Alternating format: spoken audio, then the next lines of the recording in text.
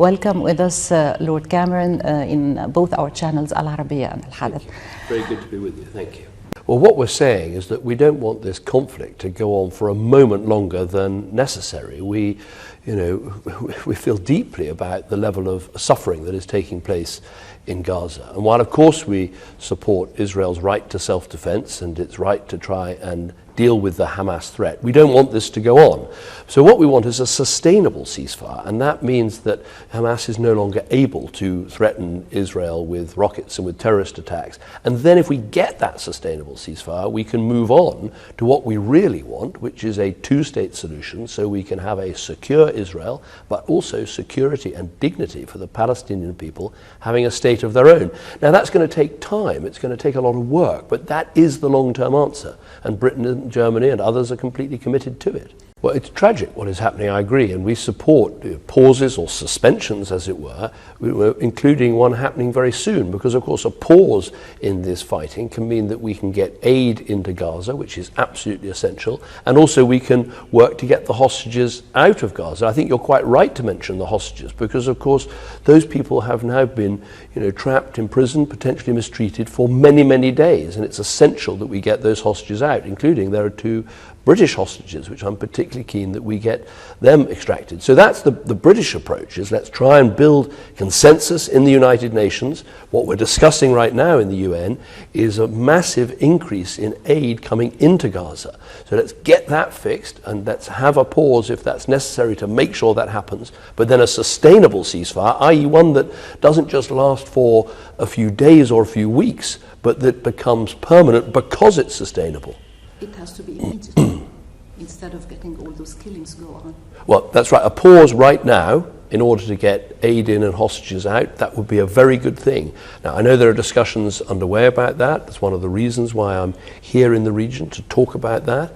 But at the same time as that, we shouldn't give up on the idea of a sustainable ceasefire, so the Hamas threat to Israel is gone, and then we can really get on with the important work of the two-state solution. We absolutely don't want to widen this conflict in any way, but what we can't accept, and what no country should accept, is threats to shipping in this area. It's absolutely vital for every country, Egypt included, perhaps particularly Egypt, that ships carrying goods and carrying oil and carrying manufactures are able to move freely through international waters. And the endless attack with the rockets and drones and other things from the Houthis is unacceptable. It has to stop. And that's why Operation Prosperity Guardian is so important. It brings together all of these countries, including the United Kingdom, and we'll put ships into this operation to safeguard shipping internationally. That is absolutely essential, and if Iran is concerned about it, the first thing Iran should do is actually speak with its proxies, including the Houthis, in order to stop these attacks from taking place. The mission is very simple, which is to protect and defend shipping in international waters that is going about the business of international trade. And if we don't deal with that, we will see ships unable to travel, we'll see restrictions in supply, we'll see prices go up all over the world. It's really important that we make sure that ships are able to transport goods and people freely in this region. And it's unacceptable for there to be these attacks. Well, from the moment I got this job just over a month ago, I've been focusing on this issue probably more than anything. It is vital we get this aid in. Now, Britain has trebled the amount of aid that we're putting in to $75 million. But as you say, crucially, all the aid piling up in Al-Arish is not going to help unless we can get it into Gaza. So we have been saying to the Israelis, you've got to open Kerem Shalom. That is now open. That's good. We've got to make sure aid is going in to Kerem Shalom and straight into Gaza. We've got to get more aid through the Rafah crossing, and that's one of the things I'll be talking about at Al-Arish today. We also want to see maritime options, aid coming from Cyprus on ships, being able to get to Gaza, whether that's via an Israeli port or other ways. Let's look at that.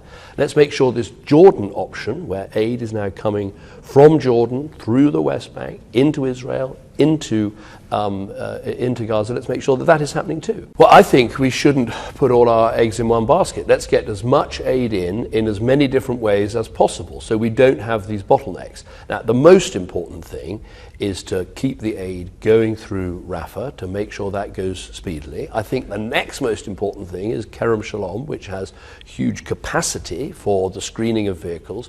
Make sure that is open and aid can get in through there. I think this Jordan issue is important. I was there yesterday talking with the King, and I was inspecting the aid that they've got, that they are taking in lorries through, as I said, through the West Bank, through Israel and into Kerem Shalom. But let's also look at these maritime options. You know, I think that the needs are very great. You've got people in Gaza today who are hungry, who can't eat. I've just been meeting with people who used to work for the British government and the British Council in Gaza, and they're telling me about members of their family who cannot find food, who need medicine, who need help. And so we really need to increase this aid. And that's a lot of what this UN Security Council resolution is all about as well. Yes, of course, that's one of the reasons for being in the region, is to discuss what happens when this conflict ends, and let's hope it ends as soon as possible. And the most important thing will be to make sure that there is some security, some stability, delivery of services in Gaza.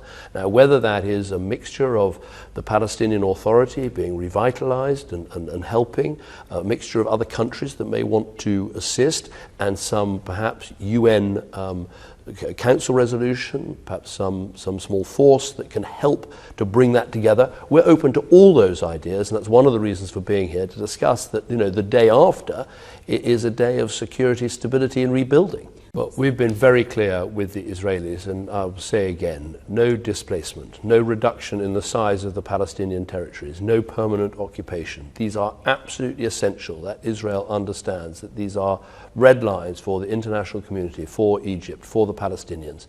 There should be no displacement. We want to see Gaza and the West Bank as part of a two-state solution. Thank you. Thank you very much. Thank you, sir. Fly.